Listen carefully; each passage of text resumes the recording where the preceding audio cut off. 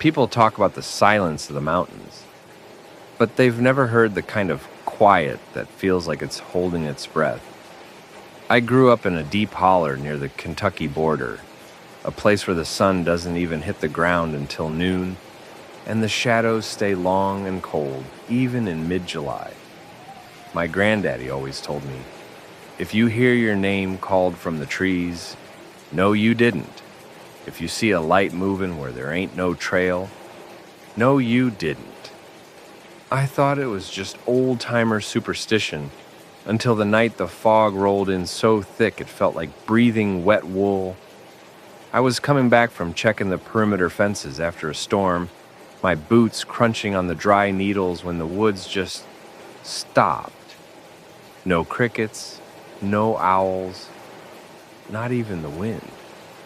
Just a heavy, suffocating stillness that made the hair on my neck stand straight up.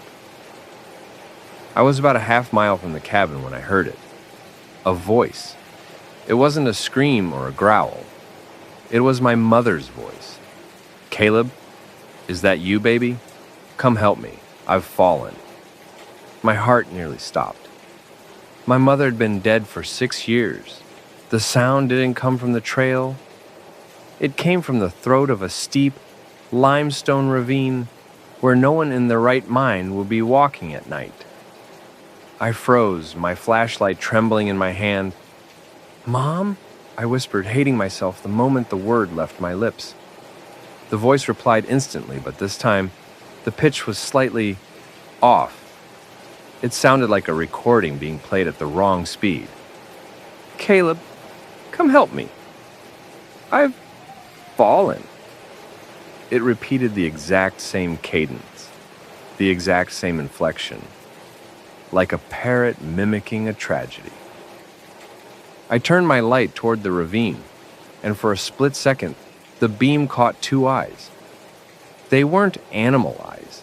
They didn't reflect green or gold. They were flat, milky white, and set way too far apart for any human face. Whatever was standing there was tall, maybe 7 or 8 feet, and its limbs were long and spindly, like peeled birch branches. It was hunched over, wearing a tattered, filth-caked dress that looked exactly like the one my mother was buried in. But as it stepped into the light, I saw the most terrifying part. It didn't have a mouth, just a jagged vertical slit that ran from its nose down to its collarbone, vibrating as it forced out that mechanical, stolen voice. "Caleb, come help me." Then it began to run. Not like a person, but on all fours, its joints popping and snapping like dry kindling as it scrambled up the side of the ravine with impossible speed. I didn't wait to see more. I bolted. I ran until my lungs burned like lye, the sound of those snapping joints right behind me. And then I heard my own voice, coming from the trees ahead of me. "I'm right here!" My own voice shouted from the darkness. "Run faster, Caleb! I'm right here!" Part 2. The Mimic in the Mist. The sound of my own voice, coming from the darkness ahead of me, tripped me up. I stumbled, my knees slamming into the jagged limestone, and for a second, the world went gray. My flashlight rolled away, the beam sweeping across the undergrowth, illuminating legs that were too long, and fingers that ended in points as sharp as needle-nose pliers. I scrambled for the light, my fingers brushing against cold, damp skin that felt like a wet mushroom. I didn't look back. I just grabbed the casing and lunged toward the porch of the old cabin, the wood groaning under my weight as I threw myself through the door and slammed the deadbolt home. I leaned my back against the heavy oak, gasping for air that wouldn't come, my heart hammering against my ribs like a trapped bird. Outside, the silence returned, but it was worse this time. It was the silence of something waiting, Then, a soft, rhythmic scratching started against the wood of the door. Scritch, scritch, scritch. It was low, right at the level of the handle. And then, the voice came again. But it wasn't my mother's voice anymore. And it wasn't mine. It was a perfect, chilling imitation of the heavy brass bolt sliding back. Click-sh! It sounded so real I actually looked down at the lock to make sure I hadn't opened it myself. My breath hitched as the thing started to whisper, using the voices of everyone I'd ever known in this holler. A chorus of the dead and the living, all layered on top of each other in a sickening, discordant harmony. Let us in, Caleb. It's cold out here. Don't you recognize us? I backed away from the door, toward the center of the room, my flashlight beam shaking. That's when I noticed the window. The glass was old and wavy, and through the distortion, I could see the fog pressing right up against the pane. And there, pressed against the glass, was a hand. It had 6 fingers, each one elongated and pale. The skin stretched so tight over the bone, it looked like it would snap. The creature didn't smash the glass. It didn't try to break in, it just vibrated. A low, subsonic hum that made my teeth ache and the floorboards chatter. Then, the vertical slit on its face opened wide, revealing rows of needle teeth that looked like they were carved from yellowed piano keys. It wasn't hungry for meat.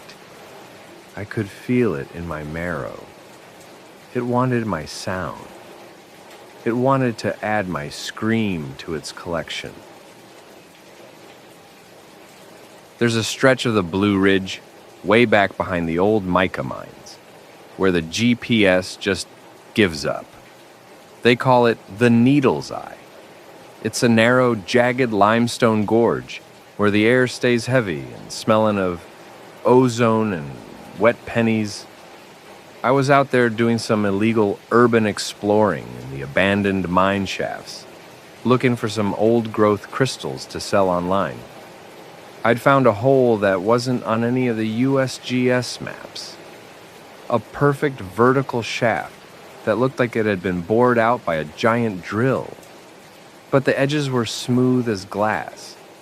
I lowered myself down, the light from my headlamp bouncing off walls that didn't look like rock at all. They looked like muscle. Deep, dark red.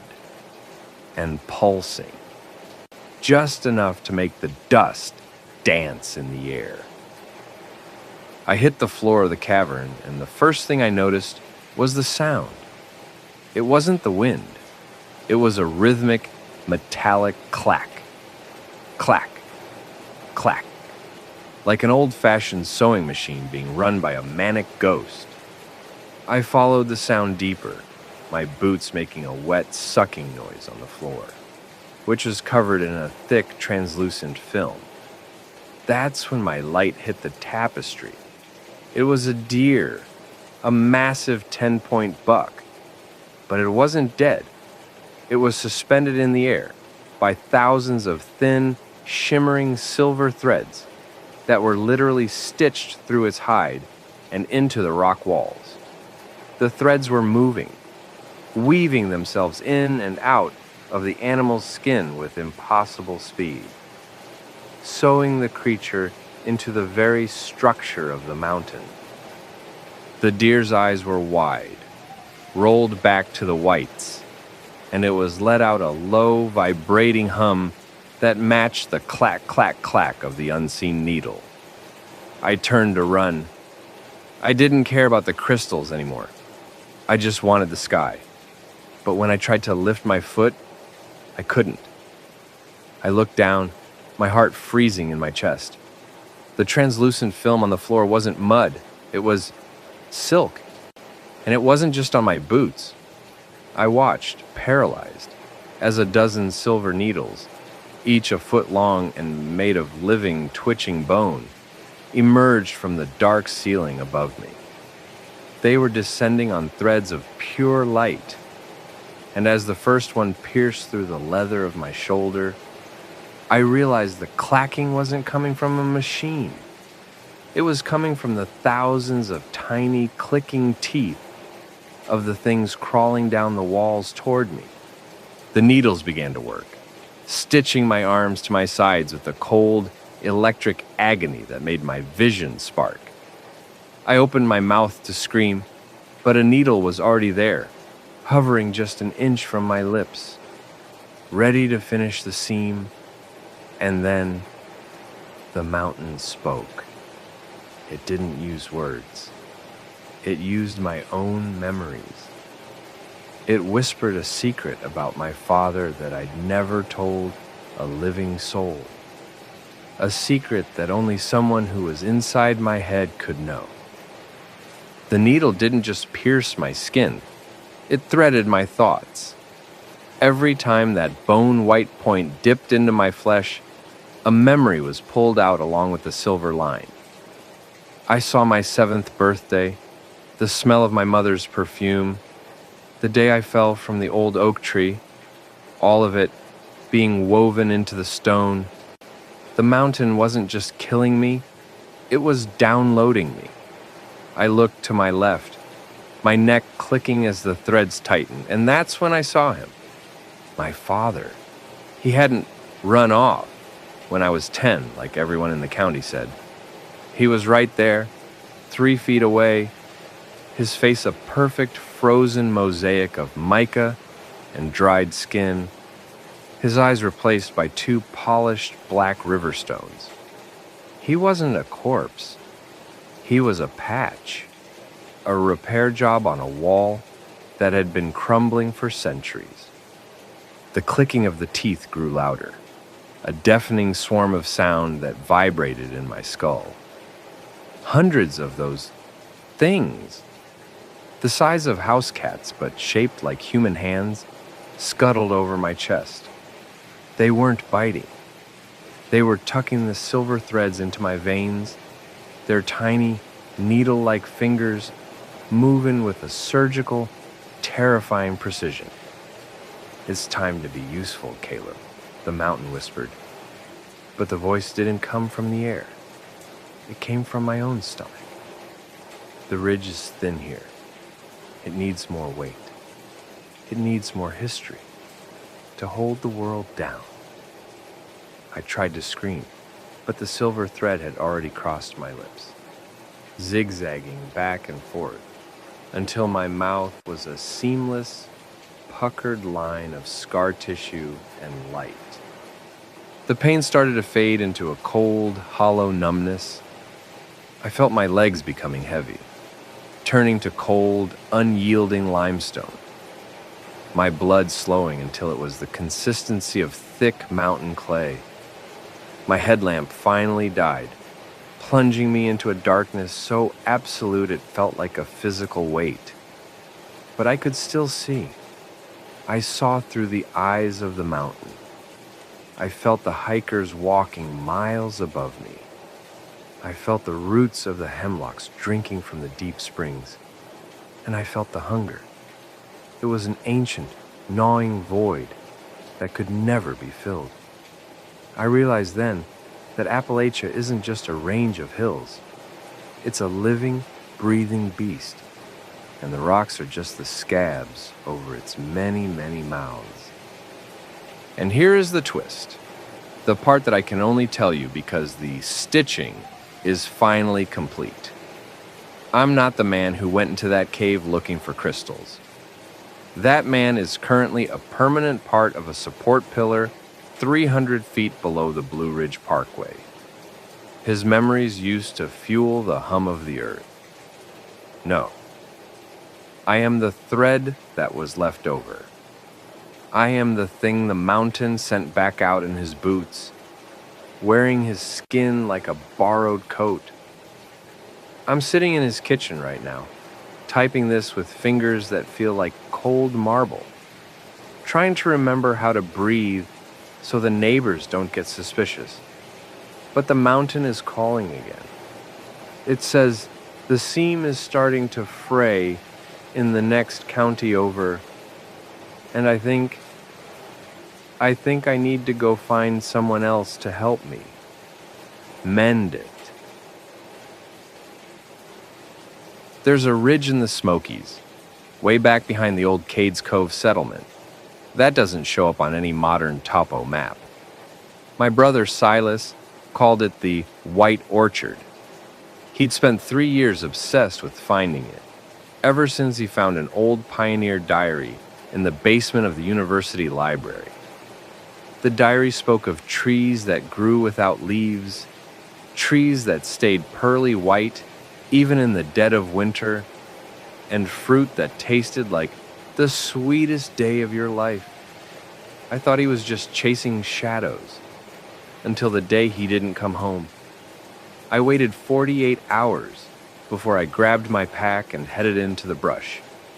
I followed his GPS pings until they just stopped. Right at the edge of a limestone sinkhole that looked like a jagged, open mouth in the earth. I climbed down into the basin, and that's when the air changed. It didn't smell like pine or damp earth anymore. It smelled like vanilla and old, dusty paper. And then I saw it, the White Orchard. It was a grove of maybe 50 trees, each one about 10 feet tall, but they weren't made of wood. The bark was smooth, polished, and ivory white. It looked exactly like human bone. There were no leaves, just thousands of thin, calcified ribs reaching toward the gray sky. And hanging from the branches were the fruits. They were the size of softballs, translucent and glowing, with a faint, amber light. They looked like honey trapped in glass. I found Silas's jacket draped over one of the bone-white branches. I called his name, my voice sounding flat and muffled in the heavy air. "Silas, if you're here, say something." The only response was a low, melodic tinkling, like 1,000 glass wind chimes hitting each other in a breeze I couldn't feel. I walked deeper into the grove, my heart hammering against my ribs, when I noticed something terrifying.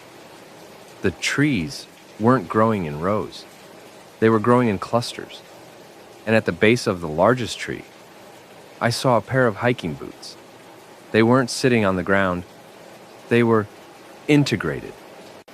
The white, bone-like roots had grown through the eyelets, up the laces, and were disappearing into the leather.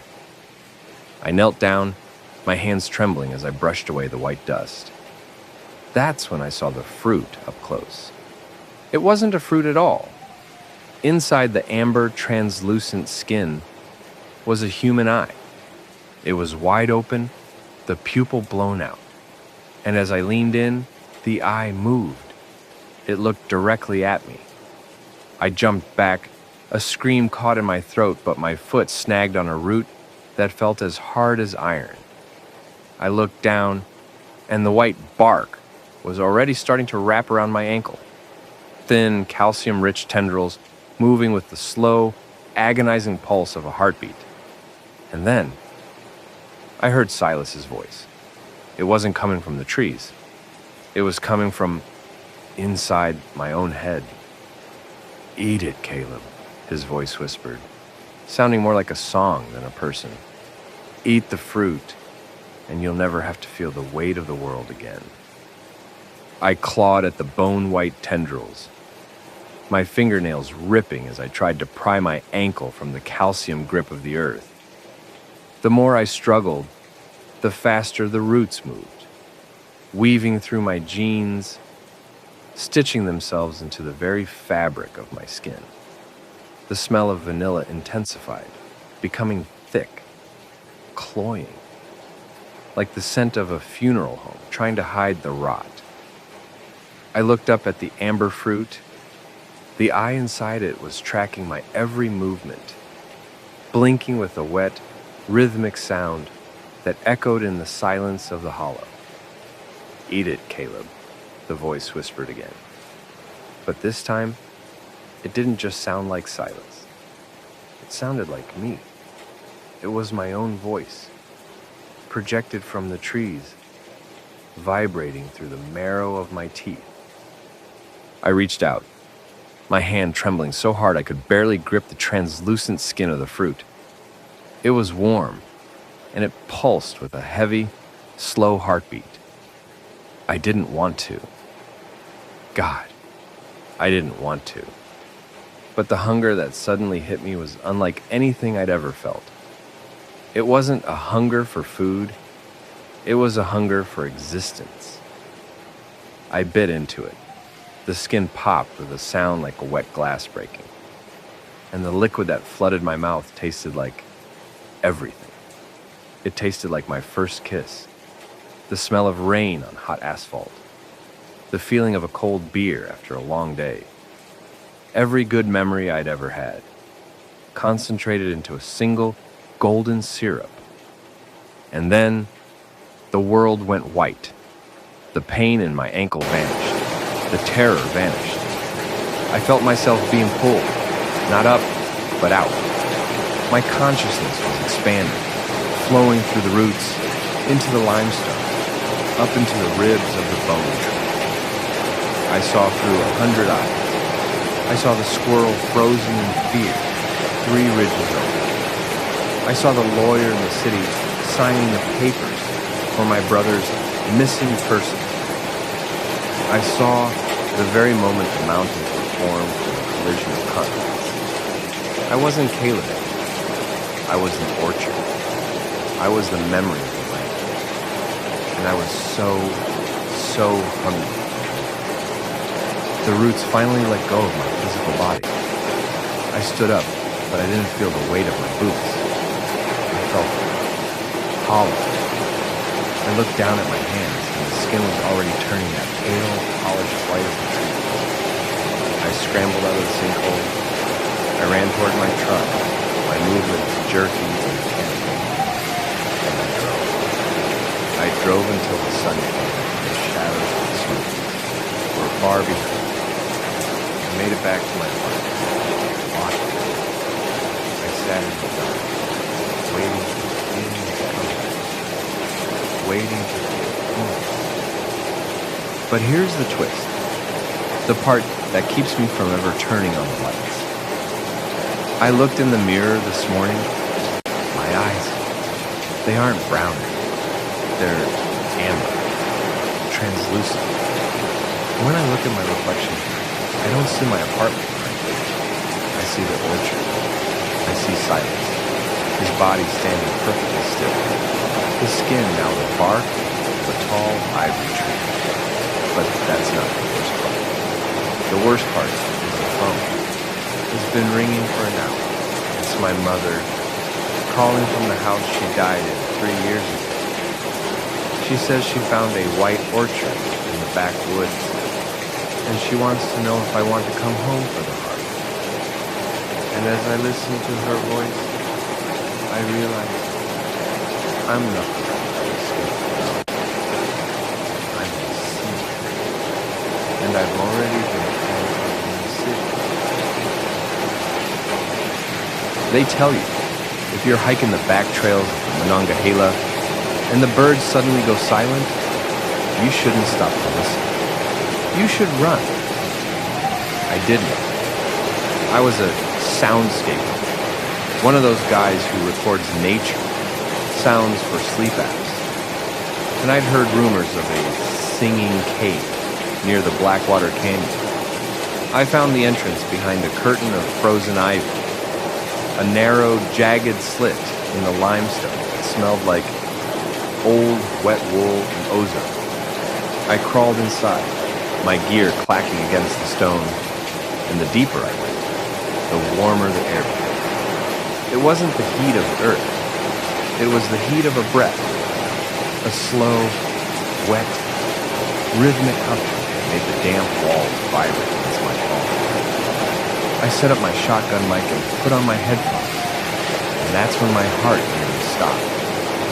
Through the high-gain sensors, I didn't hear the wind. I heard weaving, a sound like thousands of dry, brittle fingers, sliding over silk. Zip, slide, click. I turned my headlamp to the ceiling, and the beam hit a massive something that shouldn't exist. It looked like a carpet of human hair, miles and miles of it, braided into thick, pulsing cables that disappeared into the dark fissures of the cave. And dangling from the cables were cocoons, but they weren't made of silk.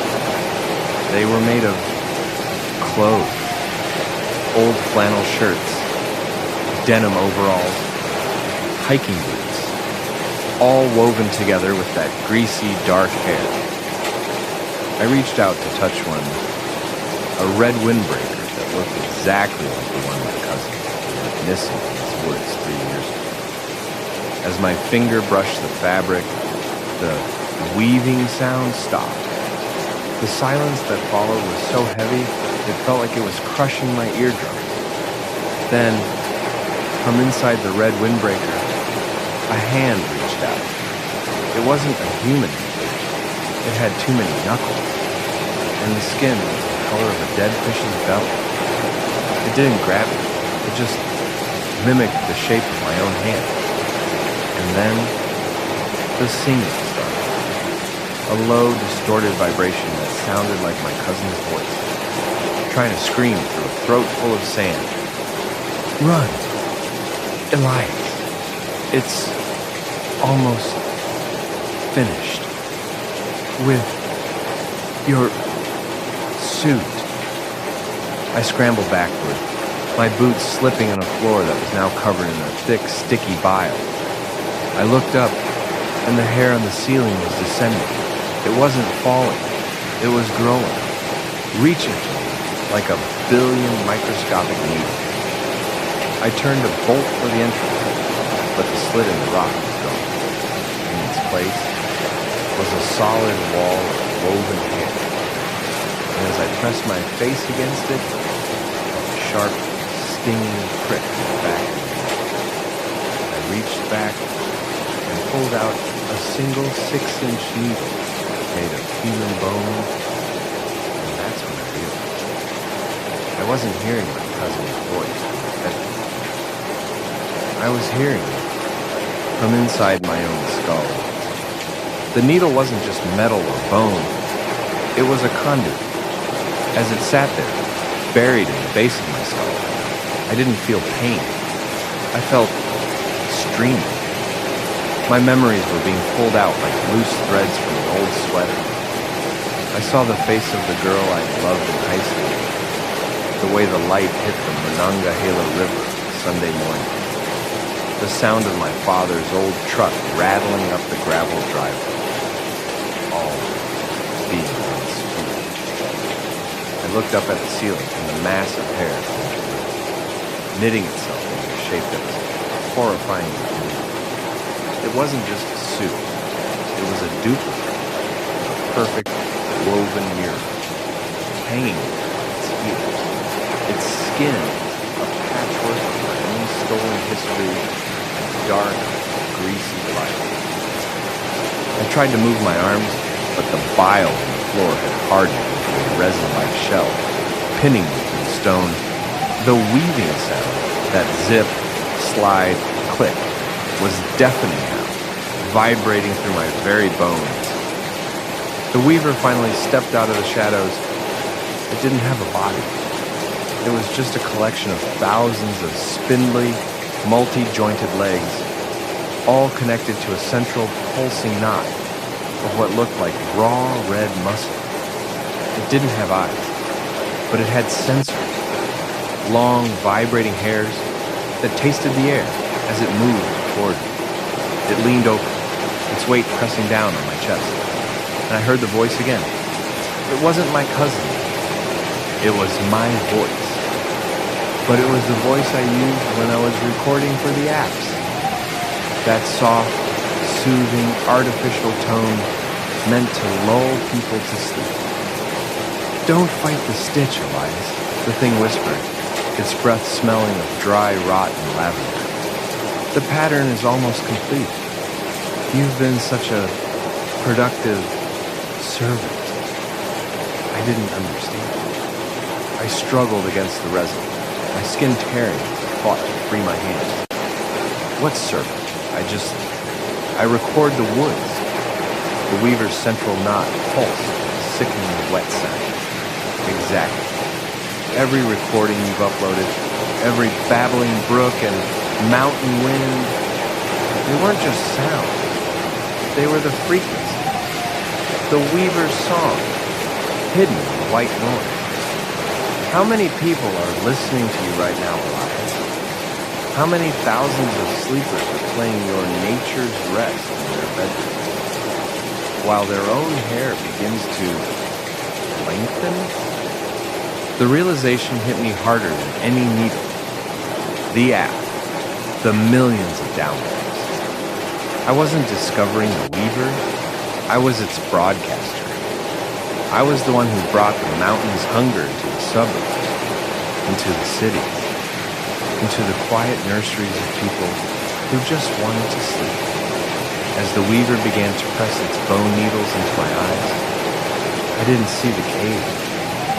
I saw a vision of a million homes, a million sleepers, and a million dark, greasy threads slowly descending from the ceilings, guided by the sound of my own voice.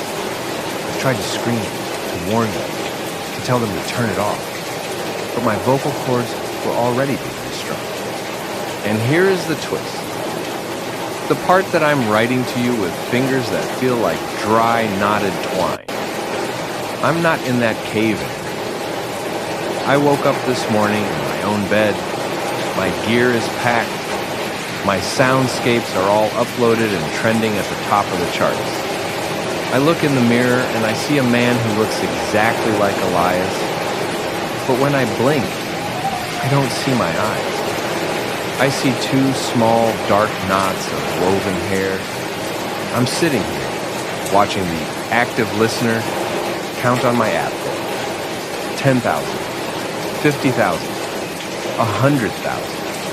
And as I listen to the recording of the singing cave that I just posted, I can hear the zip, slide, click hidden perfectly behind the sound of the wind. So, if you're listening to this to help you sleep tonight, I want you to do me a favor. Reach up and feel the hair at the back of your neck. Does it feel a little longer than it did yesterday? Does it feel tighter? Don't worry. It's just the pattern finishing itself. There's a stretch of the Allegheny front where the soil turns a sickly, chalky white, and nothing grows but scrub pine and ghost flower. My family called it the Bitter Lake. It's a natural salt deposit, hidden deep in a limestone basin, and my great-granddaddy used to swear that the salt there didn't come from the earth. It came from the tears of things that lived under. I went up there last October to settle a property dispute, thinking I'd just take some soil samples, snap some photos of the old boundary markers, and be back in town by sundown. But the fog in the Alleghenies doesn't just roll in, it crawls. It felt like the woods were being erased behind me, one tree at a time, until I was standing in a world made of nothing but gray mist and that stinging white dust. I found the old homestead, a cabin that had been reclaimed by the salt until it looked like it was made of coral. The air inside was so dry it made my eyes sting, and every time I took a breath, I could taste the brine on the back of my throat. I was poking around the cellar, looking for the old land deeds, when I heard the sound. It wasn't a growl. It wasn't a scream.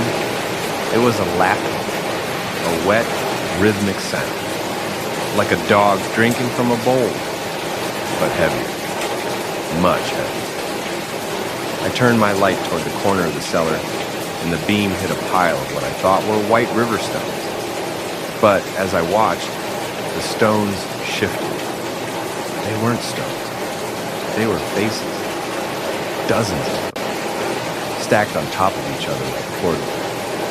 They were pale, featureless, and their skin was cracked and crystalline, like sun-dried leather. They didn't have eyes, but they had tongues. Long, gray, sandpapery tongues that were licking the salt off the wall and off each other. One of the faces turned toward the light, and its jaw unhinged with a sound like a dry branch snap. It didn't have teeth, just ridges of hardened salt that looked like jagged glass. It let out a low, vibrating hiss that smelled of ancient, stagnant water. And then it began to pull itself out of the pile. It didn't move like a person. It moved like a starfish, its limbs bending at angles that would have shattered a human skeleton.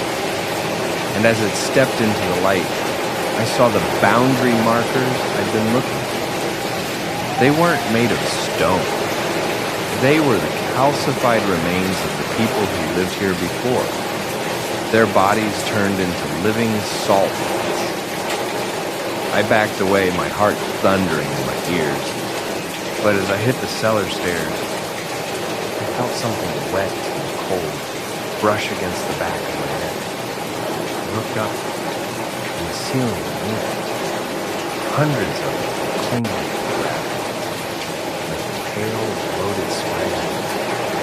Their tongues already reaching down to taste the sweat on my skin. I didn't think. I just swung. My heavy mag light connected with something that felt like a block of frozen, gritty meat. And the sound it made, that dry, sickening crunch, will stay with me until the ground. I scrambled up the rotten cellar stairs, the creatures clicking and hissing behind me, their long, gray tongues whipping through the air like desert snakes. I burst through the cabin door and into the fog.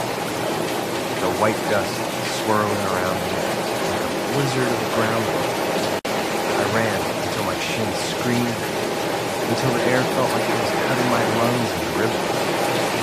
I finally reached my truck. I fumbled the keys, my hands wouldn't stop shaking, and roared out of the car, never once looking at the rearview mirror.